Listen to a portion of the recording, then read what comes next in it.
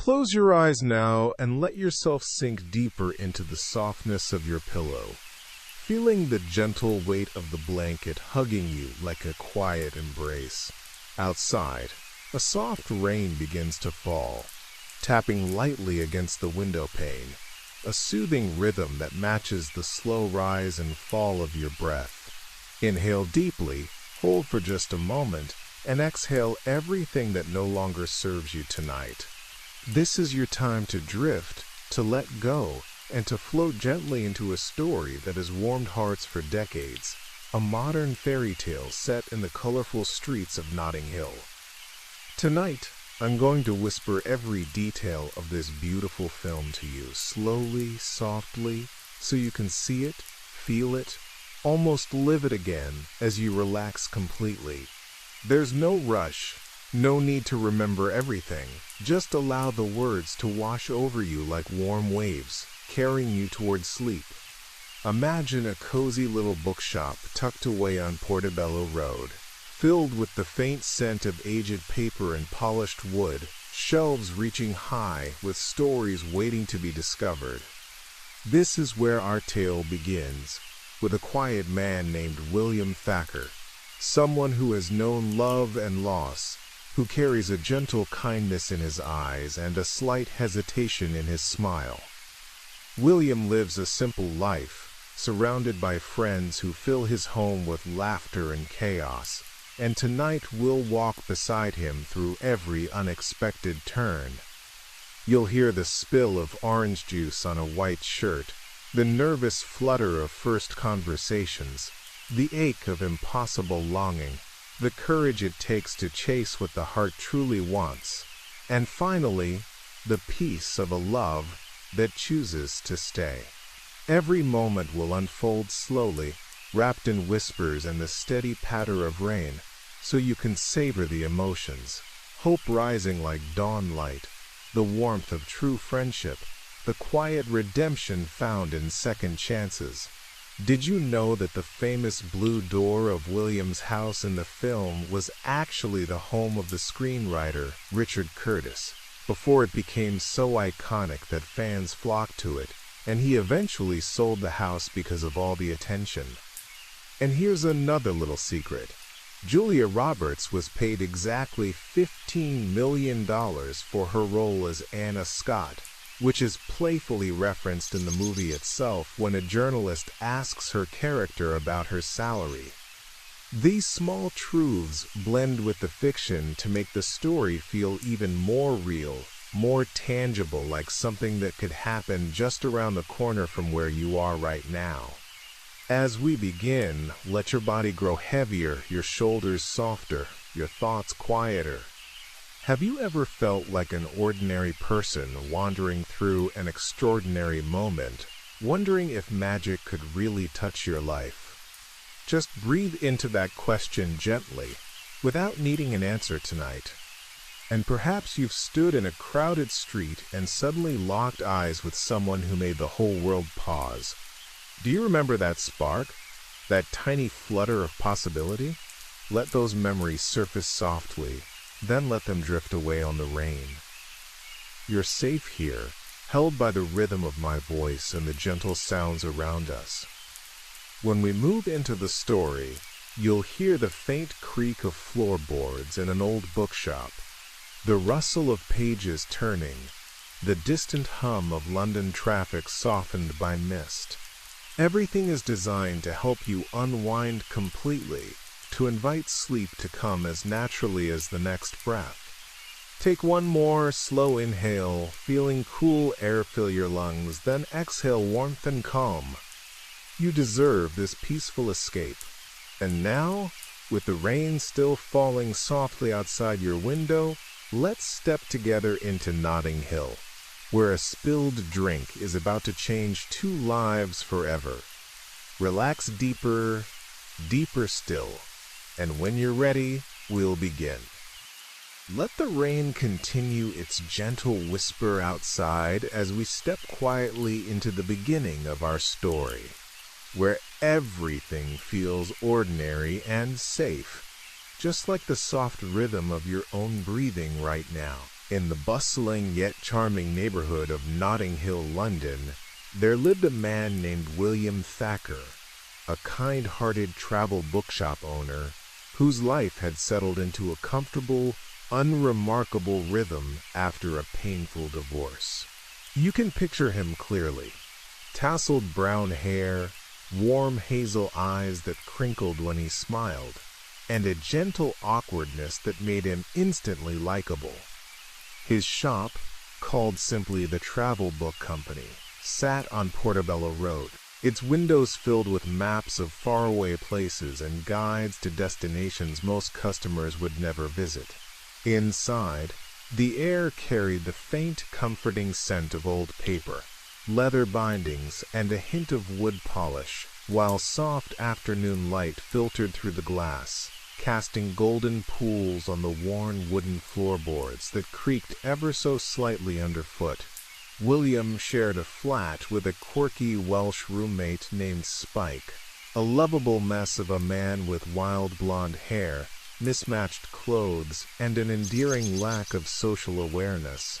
Their home was marked by that famous blue door you might have seen in pictures, bright and cheerful against the white facade, opening into a narrow hallway cluttered with coats and umbrellas. The living room was cozy chaos, books stacked in uneven piles, a sagging sofa, and the constant sound of Spike rummaging for something he'd misplaced. William's friends completed this warm circle. There was Max, his best friend since university, a successful stockbroker with a dry wit. Max's wife Bella, confined to a wheelchair but radiating intelligence and humor. Bernie, a kind but perpetually unlucky stockbroker who often forgot names. And Honey, Max's sweet, slightly scatterbrained sister who adored William like a brother. Together, they formed a family bound not by blood but by unwavering loyalty and laughter, the kind that fills a room even on the rainiest days. Our story truly begins on a crisp spring afternoon when William steps out for a quick errand. The market on Portobello Road is alive with color and sound. Vendors calling softly, the clink of coins, the rustle of paper bags, and the distant hum of traffic blending into a familiar London symphony. William, dressed in a simple white shirt and jeans, walks with his hands in his pockets, lost in thought. He stops at a small stand to buy a carton of orange juice and a sandwich wrapped in crisp paper that crinkles as he tucks it under his arm. The sun is warm on his face, the breeze carrying hints of fresh bread and flowers from nearby stalls. He feels content in his quiet way, unaware that everything is about to change. As he crosses the busy street, head slightly down, he collides gently with a woman. Time seems to slow. The carton of orange juice slips from his grasp and bursts open, splashing bright liquid across her white blouse and skirt in slow, vivid streaks. William freezes, mortified, his cheeks flushing as he stammers apologies. The woman looks up, and there, standing before him, is Anna Scott, the most famous movie star in the world. Her dark hair falls in soft waves, her green eyes wide with surprise but not anger, her skin luminous even under the ordinary daylight. She's dressed casually, trying to blend in with a baseball cap and sunglasses nearby, but there's no mistaking her elegance, the graceful way she holds herself, even in this awkward moment. William's heart pounds. He recognizes her instantly, yet can't quite believe it's real. The scent of fresh citrus lingers in the air between them, mixing with a faint trace of her perfume, something light and floral. He offers to help clean up, his voice soft and flustered, and invites her back to his flat just around the corner, promising it's the closest place to change. Anna hesitates only a moment before agreeing, a small smile playing on her lips.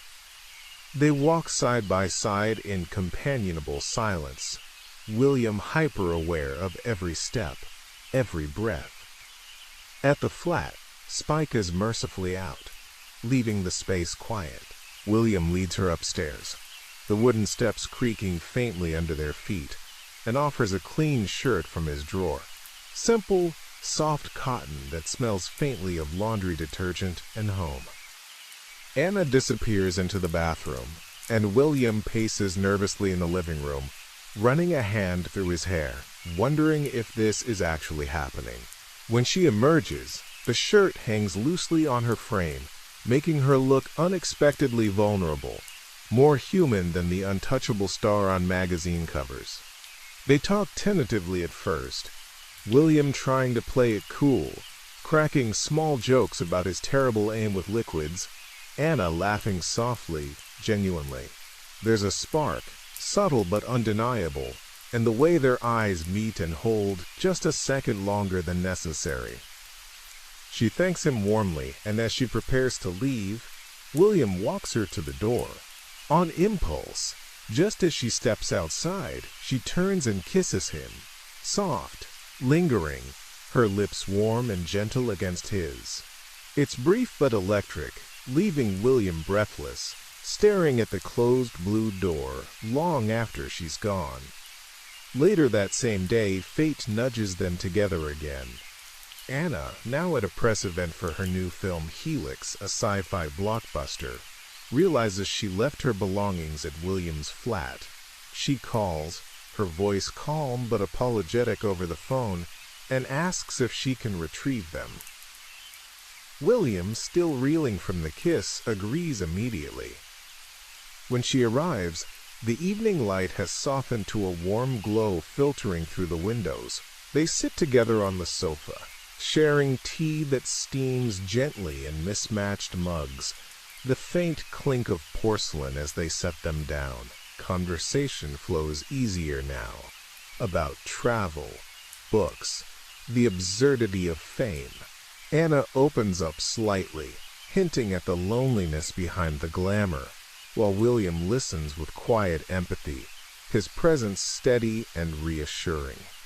Have you ever had a day when everything felt ordinary, and then one small accident turned it magical? Just let that thought drift through your mind softly, like a leaf on water. And tell me, have you ever looked at someone and felt the world narrow to just the two of you in that moment, even amid the noise of a busy street? Breathe into that memory gently. Another little truth about the film. The scene of the orange juice spill was filmed in one take because Hugh Grant and Julia Roberts nailed the timing and chemistry so perfectly, the awkwardness felt utterly real. And did you know that the bookshop itself was a real location on Portobello Road, though it's since been replaced by a gift shop selling Notting Hill memorabilia? As the evening deepens, Anna invites William to join her at the Ritz for a small gathering with friends. He hesitates, feeling out of place in her world, but her smile persuades him. They arrive at the hotel, its grand lobby gleaming with marble and soft lighting, the air scented with fresh flowers and polished luxury. William feels the texture of his ordinary jacket against the opulence around him, his shoes quiet on the thick carpet. Anna introduces him simply as a friend, and they spend the evening talking, laughing, stealing glances across the room. When it's time to leave, they share another kiss in the elevator. Deeper this time, her hand lightly touching his face, the faint hum of the machinery surrounding them like a private cocoon. Back at the flat that night, William lies awake, staring at the ceiling, heart full of wonder and disbelief. The rain has started again outside, a soft patter against the window that matches the gentle rhythm of hope blooming in his chest. Have you ever lain awake replaying a perfect moment, afraid to fall asleep in case it fades? Just notice that feeling, and let it soften. You're drifting deeper now, deeper into relaxation, as our ordinary man begins to fall for an extraordinary woman. Let your breathing slow even further now, matching the gentle patter of rain that hasn't stopped outside, each drop a tiny reminder that everything unfolds in its own perfect time. William wakes the next morning with sunlight filtering through the thin curtains of his bedroom, casting soft stripes across the duvet, and for a moment he lies there, eyes half closed, replaying the previous day like a dream he's afraid to shake off. The faint taste of possibility lingers on his tongue, the memory of Anna's lips still warm and real.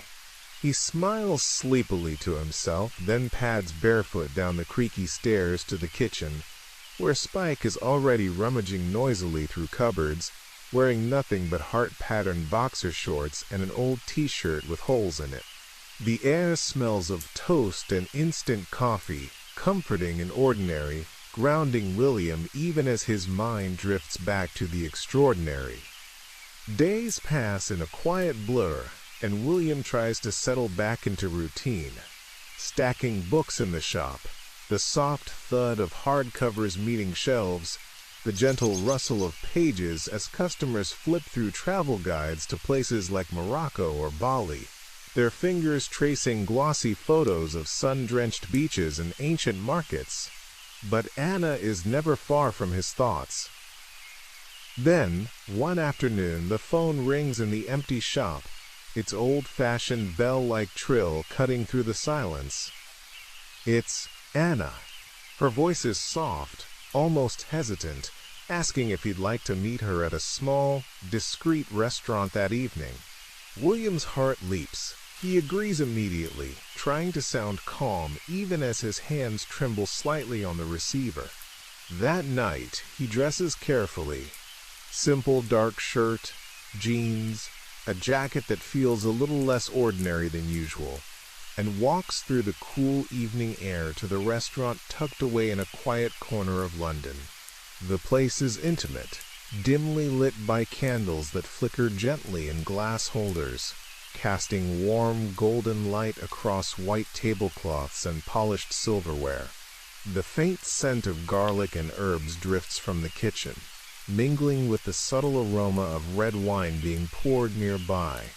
Anna is already there, waiting in a corner booth, her hair pulled back softly, wearing a simple black dress that makes her look both elegant and approachable. When she sees him, her face lights up with a genuine smile that reaches her eyes, crinkling them at the corners in a way that feels private, just for him. They talk for hours, conversation flowing like a gentle stream, about childhood memories, favorite books, the absurdity of their worlds colliding. William tells her about his failed marriage, the quiet ache it left behind, and Anna listens intently, her fingers lightly tracing the stem of her wine glass, the soft clink as she sets it down. She shares glimpses of her life, too. The constant scrutiny, the way fame isolates her, how hard it is to know who to trust. There's a vulnerability in her voice, a softness that makes William want to reach across the table and take her hand. And he does, eventually, his fingers brushing hers tentatively at first, then intertwining. Warm skin against warm skin, the subtle pressure speaking volumes without words. After dinner, they walk slowly through the streets, the night air cool and crisp, carrying the distant sound of laughter from pubs and the occasional swish of cars passing by. Anna suggests they go to his place, her tone casual but hopeful, and William's pulse quickens. Back at the flat, the blue door opens with its familiar creak, and they step inside to find Spike sprawled on the sofa in his underwear, watching television with a bag of crisps. The room smells faintly of salt and vinegar, the crunch loud in the sudden silence as Spike realizes who's there. He leaps up, stammering, trying to cover himself with a tiny cushion, his face turning bright red. Anna laughs. a real, unguarded laugh that fills the room with warmth, and William can't help but join in, the awkwardness dissolving into shared amusement. Spike eventually retreats to his room, muttering goodnights, leaving them alone. They sit close on the sofa, the cushions sinking softly beneath them, and talk turns to kisses, slow, deliberate, deepening with each one. Anna's hands slide gently into William's hair, fingers threading through the soft strands, while his arms wrap around her waist, pulling her closer until there's no space left between them. The world narrows to the warmth of her body against his, the faint taste of wine on her lips, the soft sounds of breathing growing heavier. They move to the bedroom, the floorboards creaking quietly underfoot, moonlight spilling through the window in silver pools across the bed. Clothes fall away slowly, buttons undone one by one, fabric whispering against skin, and they make love with a tenderness that feels both urgent and timeless, every touch lingering, every sigh soft and intimate.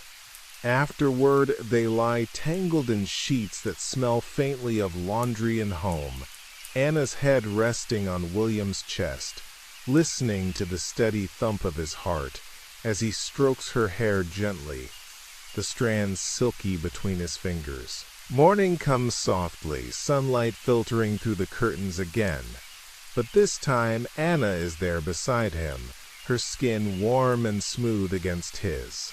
They share quiet smiles, lazy kisses, the kind of morning where time feels suspended. But reality intrudes gently. Anna has to leave for work, her driver waiting outside. Before she goes, she asks William to join her that evening at a private screening of her new film, and later to a birthday party for her friend. He agrees, heart full, watching her car pull away through the window, the engine's soft hum fading into the distance. That night, William meets Anna's world more fully. First, at the screening room, dim and plush with velvet seats that sink comfortably as you settle in. The screen lights up with Helix, Anna's sci-fi epic, and William watches her on-screen, larger than life, brave and luminous, while stealing glances at the real woman beside him, her hand resting lightly on his knee, fingers tracing small, absent patterns that send tingles up his leg. After the film, they go to a grand house for the party, filled with the low murmur of conversation, clinking glasses, and the faint scent of expensive perfumes and catered hors d'oeuvre. Tiny bites of smoked salmon on crisp bread, the texture light and delicate. Anna introduces William to her co-star, a charming but slightly arrogant actor, and to her friends, all of whom seem effortlessly glamorous. William feels the contrast keenly, his ordinary shoes on the polished floor, his simple manners amid their polished ease, but Anna stays close, her arm linked through his, grounding him. At one point, they slip away to a quiet garden, the night air cooler here, carrying the scent of blooming night flowers and damp earth. They sit on a stone bench, Anna resting her head on his shoulder, and talk about the future in soft whispers, what it might be like if this were more than a fleeting moment. Have you ever sat with someone under the stars and dared to imagine a life together, even when everything seemed impossible?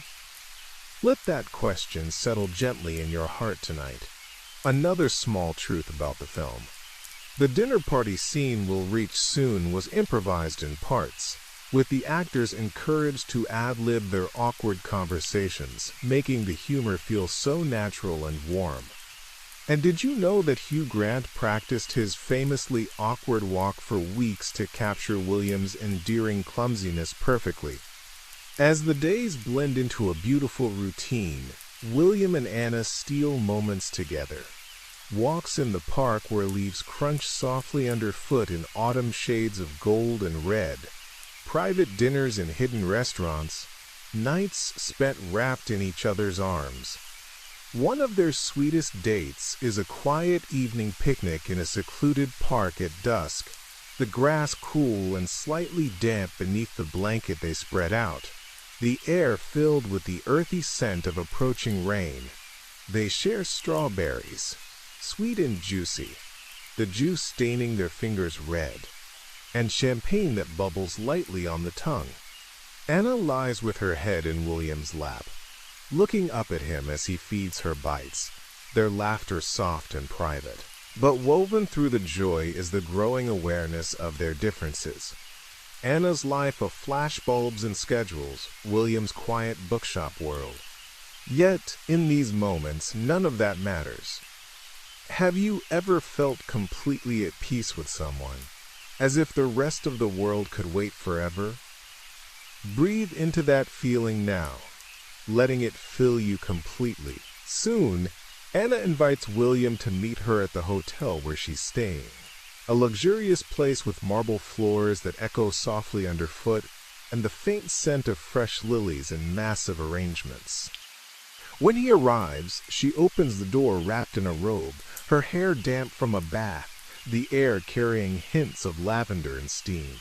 They fall into each other's arms immediately, kisses urgent and full of longing, moving toward the bed with its crisp white sheets and plush pillows. But just as they're lost in the moment, there's a knock at the door. Anna's real boyfriend has arrived unexpectedly from America, a handsome actor named Jeff. William hides in the bathroom, heart pounding against the cool tile wall, listening through the thin door as Anna handles the situation with calm efficiency, eventually sending Jeff away. When she opens the bathroom door, her face is apologetic, eyes searching William's for understanding. He tries to laugh it off, but the hurt flickers in his eyes, the sudden reminder of how fragile this all is. Have you ever hidden your pain behind a smile, protecting someone you care about even when it stings? Just notice that tenderness in yourself and let it soften. You're safe here, drifting deeper into calm with every breath. The rain outside softens now to a gentle mist, brushing against the leaves like a lullaby. And inside the hotel room, William steps out of the bathroom with a forced smile that doesn't quite reach his eyes, the cool tile still lingering on his bare feet. Anna stands there in her robe, hair slightly tousled, eyes full of regret and quiet apology, the faint scent of her bath still in the air, lavender and something warmer, like vanilla. She reaches for his hand, fingers intertwining gently, and explains softly that Jeff was never really serious, that it had ended before she even met William, but the words feel thin in the moment, and William nods, trying to be understanding, his voice light as he jokes about being the second man in one day. Inside, though, a small ache blooms, the first real crack in the dream, the reminder that her world is full of complications he can barely imagine. They part that evening with a kiss that feels bittersweet, her lips lingering a little longer as if to reassure, and William walks home through the quiet streets, hands deep in his pockets, the cool night air nipping at his cheeks. Street lamps cast soft pools of light on the wet pavement, reflecting in shimmering ripples each time a car passes, tires hissing gently. He replays the moment over and over, the knock at the door, the muffled voices, the feeling of being hidden away like a secret that isn't quite ready to be told. Have you ever felt like you were standing just outside someone's real life? Close enough to touch, but not quite inside. Let that feeling drift through you now, soft and fleeting, like mist in the air. The next day, Anna has to fly back to America for work, and they say goodbye at the hotel with promises to stay in touch, her arms around his neck, the faint scratch of her sweater against his skin, the warmth of her breath near his ear as she whispers that this isn't the end. William believes her, wants to believe her, and for a while the phone calls come. Late-night conversations across time zones, her voice sleepy and warm through the receiver, telling him about film sets and hotel rooms that all look the same, while he describes the quiet rhythm of the bookshop, the new travel guides arriving in crisp boxes that smell of fresh ink. Months pass like pages turning slowly in an old book. Seasons shift outside William's window. Spring turns to summer, leaves thicken and then begin to turn gold. One autumn afternoon, Anna returns to London unexpectedly for a new project, a period drama called Henry James, and she calls William from her hotel, voice tentative, asking if he'd like to see her. His heart leaps and aches at the same time, but he says yes, because how could he not? They meet at the same discreet restaurant, candlelight flickering across her face, making her eyes seem deeper, more shadowed. She looks tired, beautiful still, but worn by the constant travel, the endless scrutiny. They talk carefully at first, then more openly. And soon they're back at the hotel, falling into bed with the urgency of lost time, sheets cool and crisp against heated skin, her fingers tracing the line of his shoulder as if relearning him. The following evening, Anna invites William to join her and some friends for dinner at Max and Bella's house. His own friends, a cozy gathering in their warm kitchen filled with the rich aroma of roasting lamb and garlic, red wine breathing in decanters on the wooden table scarred from years of family meals. The room is alive with laughter and clinking cutlery, steam rising gently from serving dishes, the soft glow of overhead lights reflecting off polished glasses. Bernie is there too, telling stories with his usual self-deprecating charm, and Honey beams at everyone, her cheeks flushed from wine. Anna fits in surprisingly well, laughing at the right moments, asking gentle questions, her hand occasionally brushing William's under the table, a secret warmth. After dinner, as they clear plates and pour more wine, the conversation turns playful. Each person at the table must share the thing they would want most, if they could have anything in the world, no matter how impossible. Bella wishes she could walk again, her voice steady and brave, the room quieting in respect. Bernie jokes about money, then admits quietly he just wants love. Honey dreams of children. When it's Anna's turn, she looks around the table, eyes glistening slightly, and says softly that she wants a simple life. Just this: good friends, good food, someone who loves me. The words hang in the air, tender and raw, and William feels his chest tighten with hope. Have you ever heard someone say exactly what your heart needed to hear, even if they didn't know it? Let that moment settle over you now, warm and comforting. Later that night, back at the hotel, Anna asks William to stay longer, to spend the whole weekend, to pretend for just a little while that this could be real. They spend the next days in a blissful bubble. Lazy mornings in bed with breakfast trays brought up by room service, croissants flaky and buttery, fresh strawberries sweet on the tongue, coffee steaming in delicate cups. They walk hand in hand through quiet parks when the paparazzi aren't around, leaves crunching underfoot in shades of amber and crimson, the air crisp with the scent of coming winter. One afternoon they browse a small bookstore together, fingers trailing over leather-bound classics, the faint, musty smell of old pages comforting and familiar. At night they make love slowly, deliberately, as if memorizing every curve and sigh, every soft gasp echoed in the hushed room.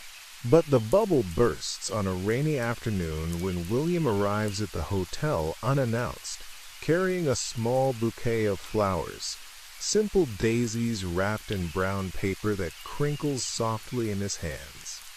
He knocks, and when the door opens, he's met not by Anna, but by a room full of people, journalists, photographers, her agent, and a man William doesn't recognize at first. Flashbulbs pop like sudden thunder, bright and disorienting, and voices shout questions. Anna appears, wrapped in a towel, hair wet from the shower, eyes wide with shock, and then something worse, panic. The man beside her is introduced casually as her new co-star, just running lines. But the scene looks intimate, compromising. William stands frozen in the doorway, flowers drooping slightly, rain dripping from his coat onto the carpet. Anna calls his name, but he backs away, mumbling apologies, the door closing softly behind him as he flees down the corridor, heart pounding in his ears. He walks home through the pouring rain, water soaking through his clothes, cold against his skin, blurring the streetlights into hazy halos.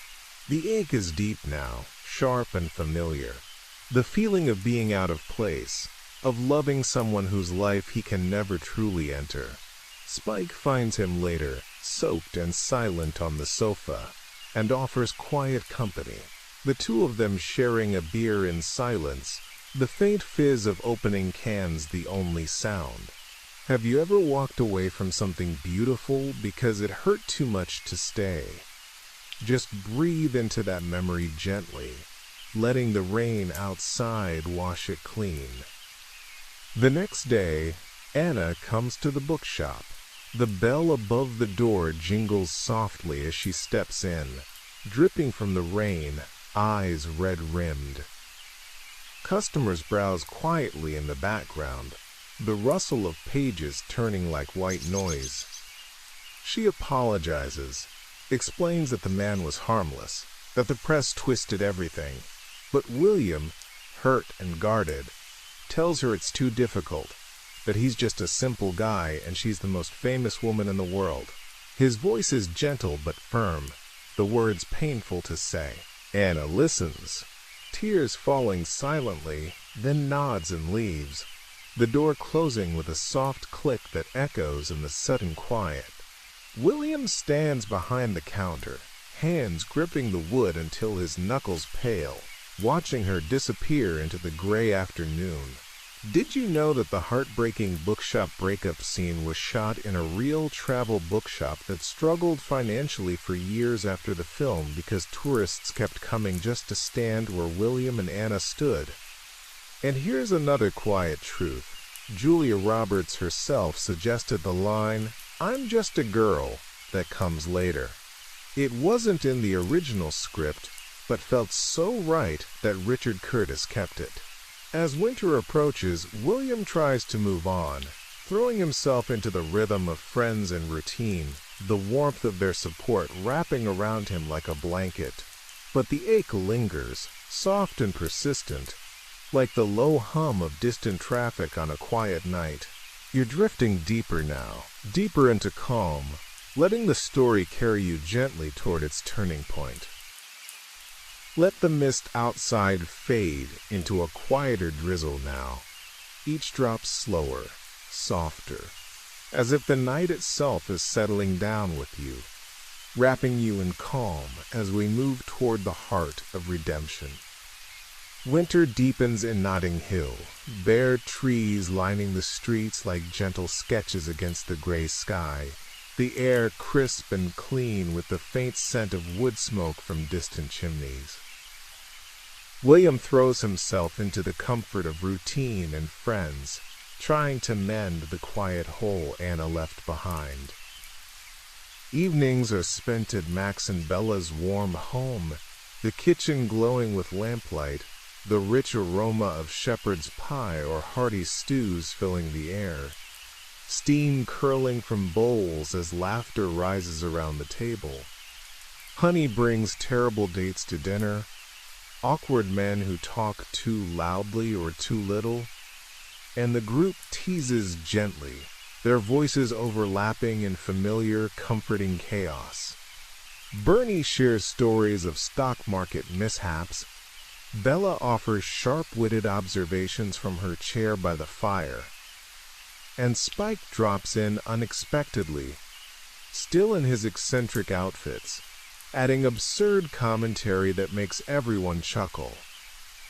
William smiles along, but his friends notice the subtle shadow in his eyes, the way he sometimes stares into his wine glass a moment too long, fingers tracing the cool stem absently. One evening as they clear plates, the clink of porcelain soft and rhythmic, Max pulls him aside quietly and asks if he's truly okay. William nods, insists he is, but the lie feels thin even to him. Have you ever surrounded yourself with love and still felt a quiet ache that no one else could quite reach? Just let that feeling be there tonight, soft and accepted, like an old friend who visits briefly. Time passes in a montage of seasons, the film showing the passage of a full year through the changing light on Portobello Road, blossoming cherry trees in spring, warm summer markets bustling with color, golden autumn leaves drifting across the blue door, and back to winter again. William dates briefly a nice woman named Tessa who works in publishing, but it feels flat. Conversations polite but lacking spark, her laugh never quite reaching the warmth Anna's did. He ends it gently, realizing his heart isn't ready. Friends try to set him up, Honey introducing him to kind acquaintances at parties, where music plays low in the background and glasses clink softly, but William always finds himself drifting to the edge of the room, watching couples with a quiet longing. Then, on a rainy spring afternoon, nearly a year after their breakup, the bell above the bookshop door jingles softly, and there stands Anna. She looks different, softer somehow, dressed simply in jeans and a sweater, hair pulled back, no makeup hiding the faint lines of exhaustion around her eyes. The shop is empty, rain pattering steadily against the windows, blurring the world outside into soft grays. William freezes behind the counter, hands stilling on a stack of books, the faint scent of fresh paper mingling with the dampness she brings in. Anna closes the door gently, the click echoing in the silence, and asks if they can talk. He nods, voice caught somewhere in his throat, and leads her to the back room. A small, cozy space with worn armchairs and shelves overflowing with unsorted volumes, the air warmer here, carrying hints of tea from a forgotten mug. She sits across from him, hands clasped tightly in her lap, fingers pale from the pressure, and tells him why she's come.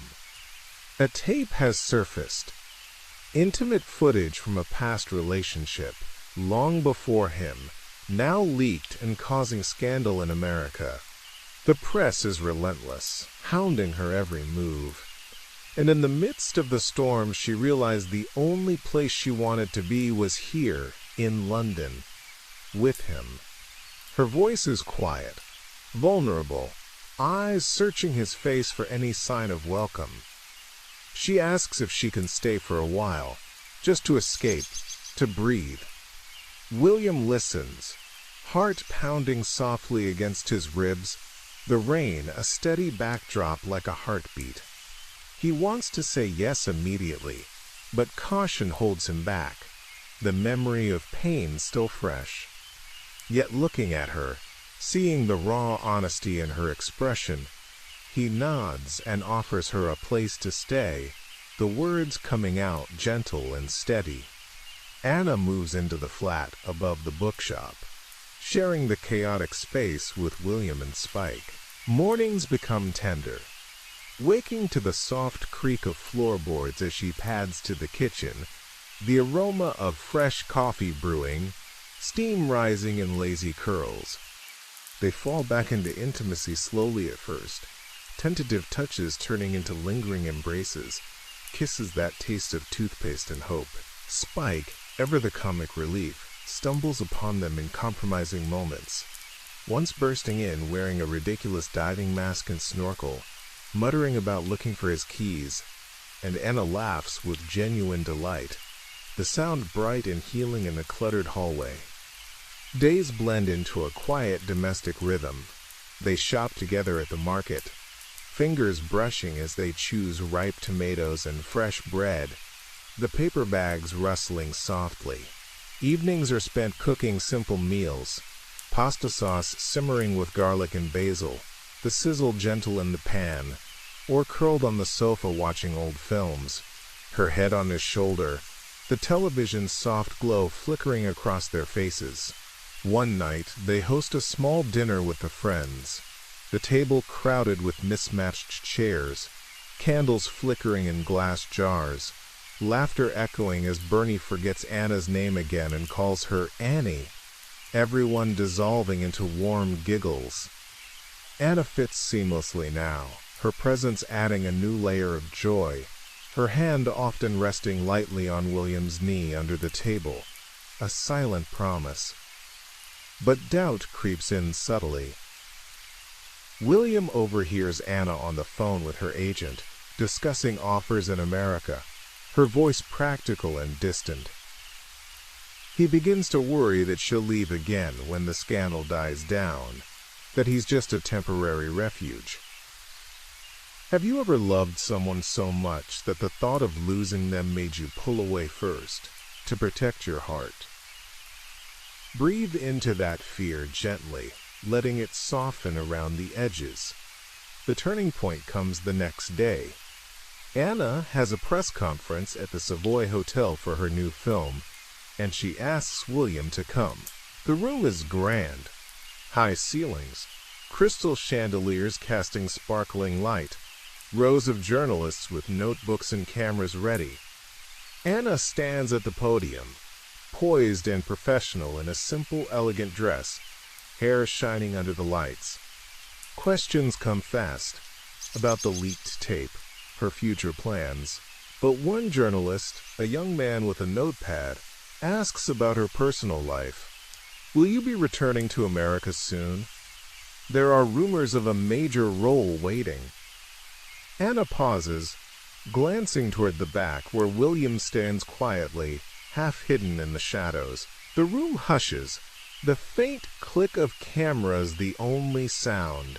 She smiles softly, voice steady and clear, and says she's considering staying in England indefinitely, that it feels like home now. Then, turning her gaze fully to William, she delivers the line that has become legendary. I'm just a girl, standing in front of a boy, asking him to love her. The words hang in the air, simple and profound, her eyes glistening with unshed tears. William feels his heart stop, then swell, the room fading until it's just the two of them across the distance. But instead of the joyful rush he expects, fear grips him, the old insecurity rising like a wave. That evening, back at the flat, he confronts her gently, voice trembling slightly. He tells her the day after tomorrow always turns into the day after that he can't bear to be left again, that he's not strong enough for another heartbreak. Anna listens, hurt flickering across her face, and quietly packs her bag. She kisses him goodbye softly, lips warm and sad, and leaves through the blue door into the waiting car, the engine humming away into the night. William stands in the empty flat, the silence deafening, regret already pooling heavy in his chest. Have you ever pushed away the very thing you wanted most out of fear, only to realize too late? Let that realization wash over you now, gentle and forgiving. The next morning, William wakes with resolve. He gathers his friends in the living room. Max, Bella, Honey, Bernie, Spike, all crammed onto the sofa and floor, faces serious but supportive. He asks for advice, voice raw.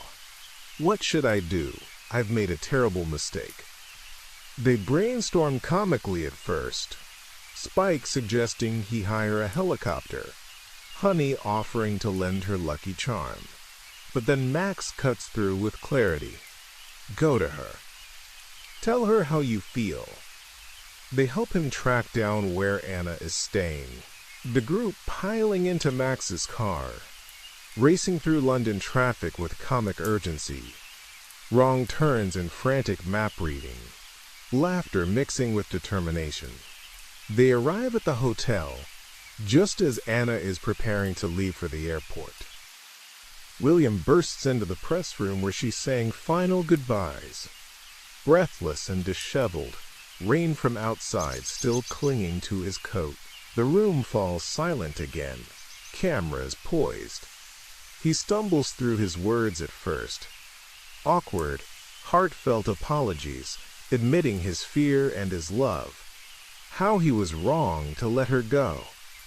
Anna watches him, eyes wide and hopeful, the faint scent of her perfume reaching him across the space. When he finishes, voice cracking slightly, she smiles through tears and says yes, that it's him she wants, always him. They embrace amid flashes and murmurs, the world finally aligning. Months later, we see them happy. Anna pregnant, glowing softly as they sit in a quiet garden on a summer day, her hand resting on the gentle swell of her belly. William reads beside her, the pages turning softly in the breeze, sunlight dappling through leaves. They attend friends, gatherings, Bernie finally finding love, Honey beaming at her own wedding, and life settles into a beautiful ordinary. The final image is of them at a school play or premiere, Anna blindfolded in a game, William guiding her gently, their laughter light and free. Love, the film whispers, can be indefinite after all. Let the rain ease now into the softest hush, almost silent against the window, as if the night itself is exhaling one long, peaceful breath with you. We walk together through every tender step of William and Anna's journey, the spilled juice that started it all, the stolen kisses and quiet mornings, the painful misunderstandings, the courage it took to run across London and say the words that needed saying. And now, here at the end, everything settles into the gentle glow of a love that chose to stay. Picture them on a perfect English summer afternoon, months after the chaos of press conferences and racing cars. They're married now, quietly, happily, in a simple ceremony surrounded by the friends who feel like family. Anna sits in the sun-dappled garden, the grass cool and fragrant beneath the bench, her hand resting lightly on the soft curve of her pregnant belly. Sunlight filters through the leaves overhead, painting shifting patterns of gold across her skin, and the pages of the book William reads beside her. He turns a page slowly, the paper whispering faintly, his voice low and steady as he reads aloud, pausing now and then to smile at her, to brush a strand of hair from her face with the gentlest touch. She leans into him, eyes half closed in contentment, the faint scent of roses and cut grass wrapping around them like a promise. Have you ever watched someone you love simply exist in a quiet moment and felt your heart overflow with gratitude? Let that warmth spread through you now, slow and steady, filling every corner of your body. And tell me softly, have you ever been afraid that happiness couldn't last, only to discover it was stronger than your fear? Breathe into that truth tonight, letting it cradle you. We see flashes of their life together in the months that follow, ordinary, beautiful moments that mean everything. A crowded kitchen at Max and Bella's, laughter rising over clinking glasses, and the sizzle of something delicious on the stove. Bernie, finally in love, beaming shyly across the table at his partner. Honey on her wedding day, radiant in white, twirling under string lights that twinkle like captured stars. Spike, still Spike, wandering in late with some ridiculous story, making everyone dissolve into helpless giggles. And through it all, William and Anna move side by side, hands brushing, eyes meeting, in silent conversations that say, "I'm here, I choose this, I choose you." One final image lingers. An evening at a small theater or school event, the room warm with anticipation, and the faint scent of polished wood and fresh paint from the stage. Anna stands blindfolded in a playful game, her hands reaching out tentatively, laughter bubbling up as William guides her gently forward, his voice soft in her ear, his fingers light on her arms. When the blindfold comes off, her eyes find his immediately, shining with joy and recognition, and they laugh together, the sound light and free, echoing long after the scene fades. Did you know that Richard Curtis wrote the role of Anna Scott specifically with Julia Roberts in mind, and when she agreed to do it, the entire production felt like its own fairy tale come true?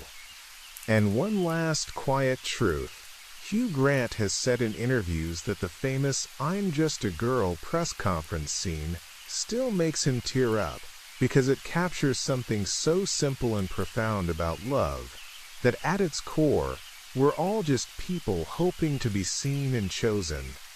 As the credits would roll, a soft song plays, perhaps "When You Say Nothing at All," or "Ain't Number Sunshine," lingering in the background, gentle guitar strings and warm vocals wrapping around you like a final embrace. The screen shows William and Anna on a park bench, much like the one from their early dates, now with a toddler between them, the child's laughter bright as birdsong. Seasons continue to turn outside their window, but inside their world, love has become the quiet constant. Have you ever finished a story and felt your own heart a little fuller, a little braver? Let that feeling stay with you tonight. And one last gentle question before sleep. What small, ordinary moment in your life feels extraordinary when you remember you're loved? Hold it close, softly, like the blanket around your shoulders. You've been so patient, drifting with me through every whisper, every heartbeat of this tale. The rain has nearly stopped now. Just the occasional drop, slow and peaceful. Your body is heavy, your mind quiet, your breath deep and even. Everything you need is already here. Let go completely. Drift into the softest sleep, carrying the warmth of Notting Hill with you, the hope that love can find anyone, anywhere, even in a spilled drink on a London street. Good night, sweet dreams. Sleep deeply and beautifully.